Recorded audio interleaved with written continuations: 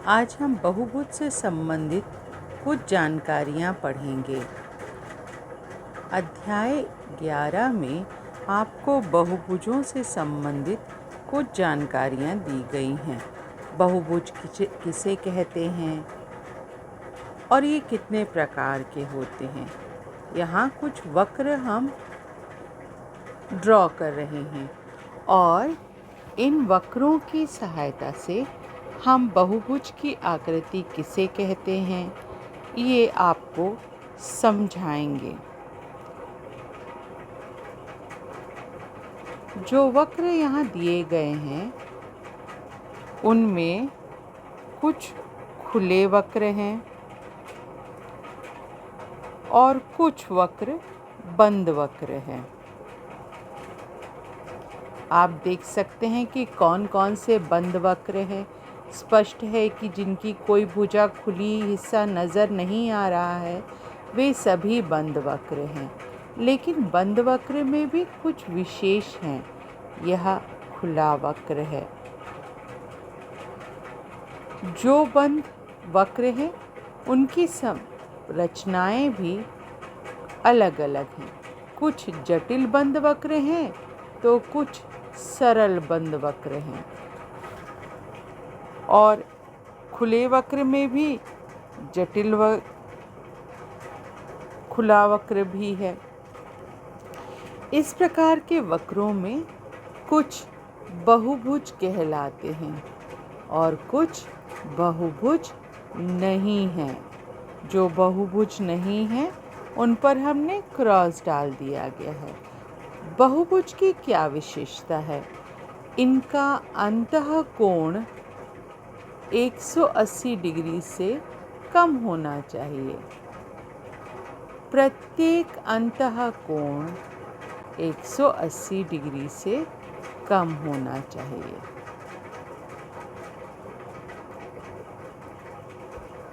बहुभुजों को कई भागों में बांटा गया है। बहुभुजों को कई भागों में बांटा गया है। शीर्षों के आधार पर, भुजाओं के आधार पर और कोणों के आधार पर। शीर्षों के आधार पर यदि हम देखें तो किसी बहुभुज के कितने शीर्ष हैं उसके आधार पर ही उसे नाम दिया गया है। जैसे इस बहुभुज में 3 शीर्ष हैं, इसे त्रिभुज कहते हैं। जिन बहुभुजों में 4 शीर्ष हैं उन्हें चतुर्भुज कहते हैं। वैसे ही 5 शीर्ष वाले बहुभुजों को पंचभुज कहा जाता है। भुजाओं के आधार पर इन्हें समबाहुभुज या विषम बहुभुज कहा गया है। समबाहुभुज और विषम बहुभुज में भुजाओं की लंबाई का महत्व है। जिन बहुभुजों में सभी भुजाएं समान होती हैं, समान लंबाई की होती हैं, उन्हें समबाहुभुज कहते हैं। जैसे वर्ग, जैसे समबाहु त्रिभुज, ये सभी समबाहुभुज हैं। लेकिन जिनमें भुजाओं की लंबाइयाँ अलग होती हैं उन्हें विषम बहुभुज कहते हैं, जिनके अंतर्गत समकोण त्रिभुज, आयत आते हैं। आयत और समकोण त्रिभुज विषम बहुभुज का उदाहरण हैं, जबकि वर्ग और समबाहु त्रिभुज समबाहुभुज का उदाहरण है। वैसे ही कोणों के आधार पर इन्हें उत्तल बहुभुज और अवतल बहुभुज में बांटा गया है। उत्तल बहुभुज में जिस बहुभुज की सभी अंतः कोण 180 डिग्री से कम के होते हैं उन्हें उत्तल बहुभुज कहा जाता है। जो आकृतियां हम आपको दिखा रहे हैं वे उत्तल बहुभुज का उदाहरण हैं, जबकि अवतल बहुभुज में अंतःकोण का मान 180 डिग्री से अधिक हो सकता है।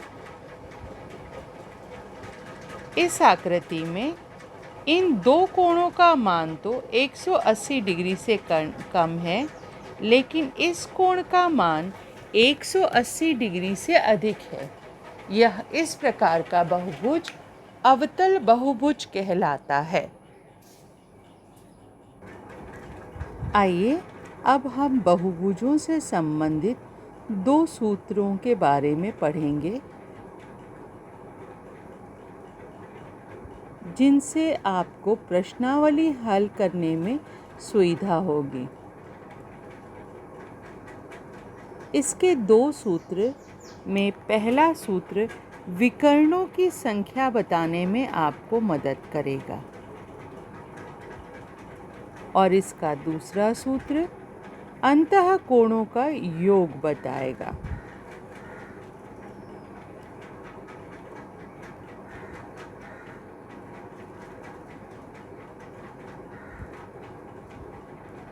विकर्ण के बारे में आपको जानकारी है।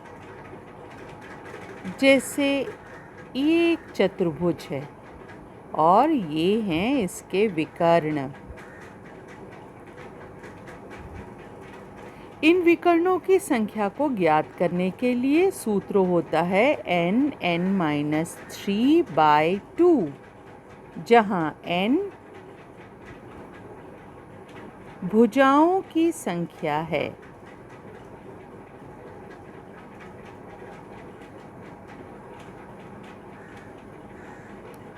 अब जैसे एक चतुर्भुज आपको दिया गया है, तो चतुर्भुज में कितने विकर्ण होते हैं इसे जानने के लिए हम n के स्थान पर 4 रखेंगे और इसे हल करेंगे। हल करने पर आप देख सकते हैं कि हमें 2 प्राप्त हुआ है और ऊपर दी गई आकृति में भी हमने विकर्ण खींचकर आपको दिखाया कि किसी चतुर्भुज के 2 विकर्ण हो सकते हैं। अंतःकोणों के योग के लिए सूत्र है n-2 × 180 डिग्री। यह एक त्रिभुज है।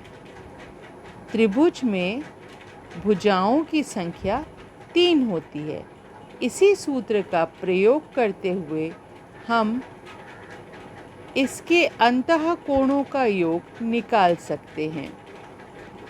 n के स्थान पर हमने 3 रखा और हम त्रिभुज के अंतःकोणों का योग जान गए हैं। यह होता है 180 डिग्री। मान लीजिए अगर यहाँ कोई चतुर्भुज होता तो भुजाओं की संख्या हो जाती 4 और तब हम लिखते 4 - 2 × 180, 2 × 180 और चतुर्भुज के अंतःकोणों का योग हमें प्राप्त हो गया 360 डिग्री। अब तक प्राप्त सभी जानकारियों का प्रयोग हम प्रश्नावली 11.1 को हल करने में करेंगे। इसके पहले क्वेश्चन में सभी बाह्य कोण दिखाए गए हैं।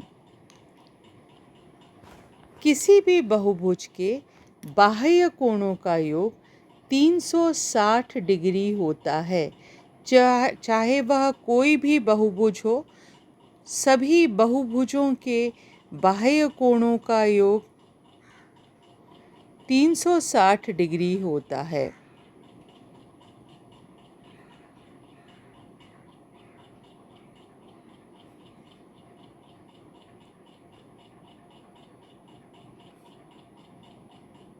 इस बात को हमें ध्यान रखना है और अंतःकोणों को ज्ञात करने के लिए हम सूत्र सीख चुके हैं।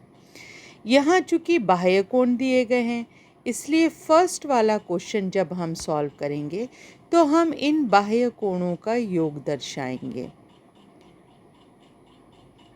और x डिग्री। तीनों कोणों का जोड़ने पर हमें प्राप्त होगा 360 डिग्री। इसे जोड़कर हम हल करेंगे तो हमारी संख्या होगी 260 degree plus x is equal to 360 degree, x is equal to 360 degree minus 260 degree, x is equal to 100 degree. हमें x का मान मिल चुका है। ठीक इसी प्रकार आप क्वेश्चन 2 सॉल्व कर सकते हैं जहां आपको y ज्ञात करना है। और अब हम सॉल्व कर सकते हैं क्वेश्चन नंबर 3 जहां आपको जानकारी दी गई है 4 कोणों की और सभी 4 कोण बाह्य कोण हैं। हम सीख चुके हैं कि बाह्य कोणों का योग 360 डिग्री होता है। x को हम प्राप्त करने के लिए इन 3 कोणों को यहाँ जोड़ेंगे और इनके योग को पक्षांतर कर हम 360 डिग्री में से घटाते हैं तो हमें x का मान प्राप्त हो जाता है।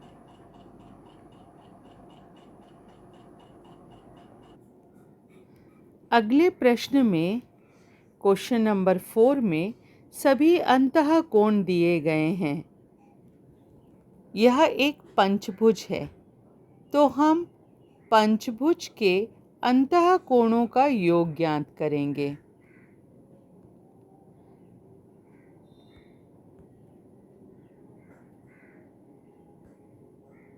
हम जानते हैं कि इसके लिए हमें एक सूत्र दिया गया है तो हम उस सूत्र का प्रयोग करेंगे।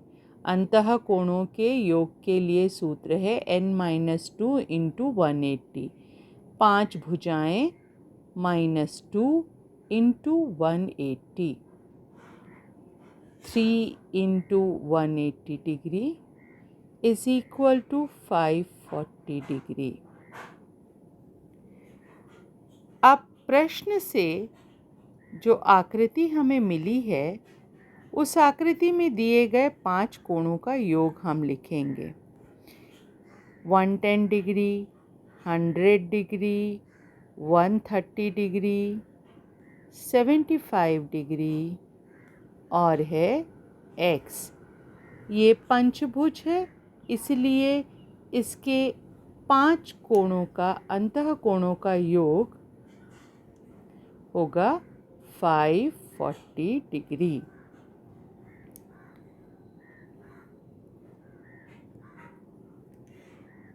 योग करने पर हमें प्राप्त होगा 415 डिग्री प्लस x बराबर 540 डिग्री। और इस प्रकार हम आसानी से इसका मान प्राप्त कर सकते हैं।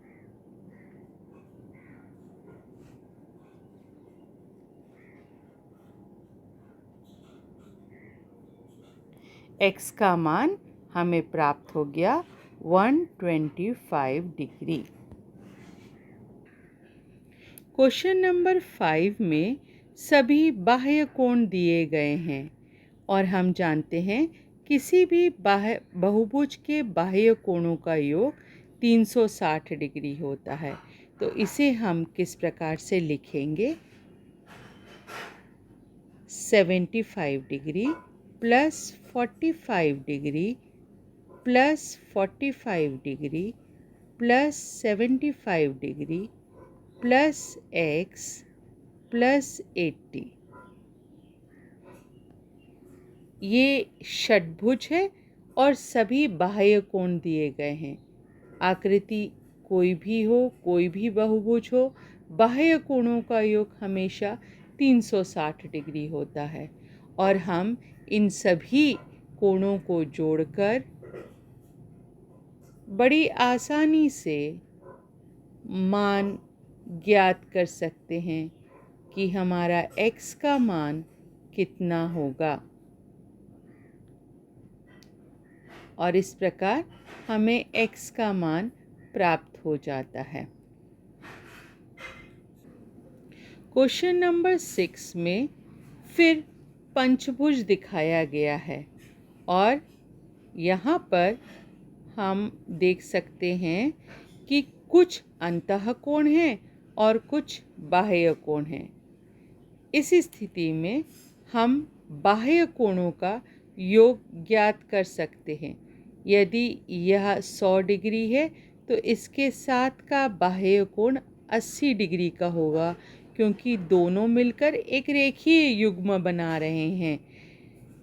इसी प्रकार जब 110 डिग्री का यह कोण है तो इसके साथ का बाह्य कोण 70 डिग्री का होगा, क्योंकि 180 में से 110 अगर हम सब्ट्रैक्ट करेंगे तो हमें मिलेगा 70 डिग्री, तो बाह्य कोण 70 डिग्री होगा। अब इस पंचभुज में हमें सभी बाह्य कोण मिल चुके हैं और इन बाह्य कोणों का योग हम जानते हैं कि 360 डिग्री होता है। इसलिए हम इसे इस प्रकार से लिखेंगे: 75 डिग्री, बाह्य कोण 80 डिग्री, बाह्य कोण x, बाह्य कोण 75 डिग्री और बाह्य कोण 70 डिग्री, और इन सभी का योग होगा 360 डिग्री।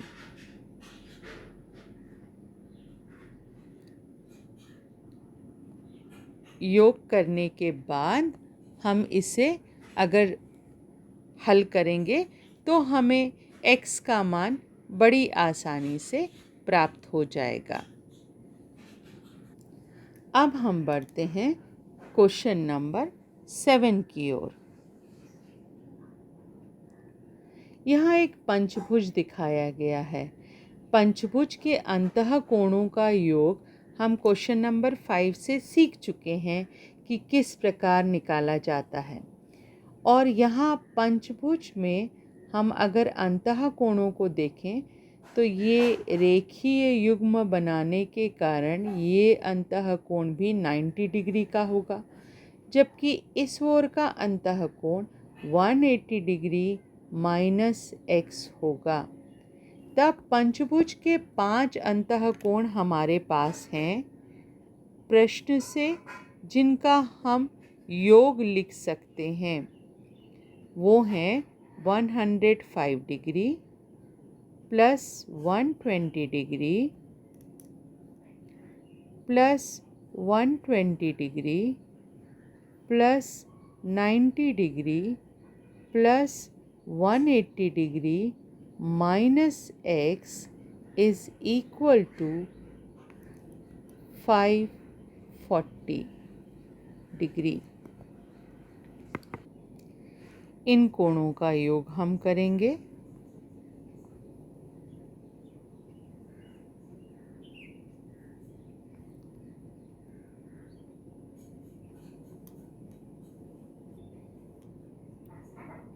और x का मान हम बड़ी आसानी से निकाल सकते हैं। 540 डिग्री को पक्षांतर करेंगे, x उस ओर गया तो प्लस x हो गया, x is equal to 75 degree. इस तरह से हमें क्वेश्चन 7 का मान प्राप्त हो जाता है। अब हम देखते हैं क्वेश्चन नंबर 8, जिसमें एक समांतर चतुर्भुज हमें दिखाया गया है और हम समांतर चतुर्भुज की विशेषता जानते हैं कि इसके सम्मुख कोण बराबर होते हैं। समांतर चतुर्भुज के सम्मुख कोण बराबर होते हैं। यदि यह 75 डिग्री है तो यह कोण भी 75 डिग्री का होगा। और रेखीय युग्म बनाने वाले दो कोणों का योग 180 डिग्री होता है, अर्थात 75 डिग्री और x को जोड़ने पर 180 अंश प्राप्त होगा। तब x का मान हम बड़ी आसानी से निकाल सकते हैं।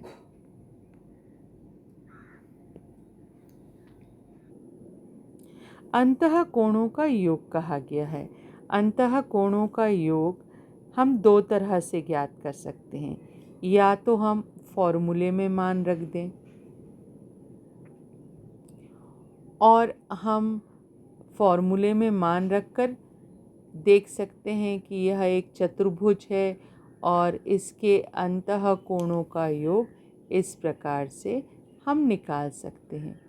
विशेष आकृति आयत दी गई है, इसलिए हम कह सकते हैं कि इसके प्रत्येक अंतः कोण 90 डिग्री का है और अंतः कोणों का योग 90 + 90 + 90 + 90 लिखकर भी हम ज्ञात कर सकते हैं।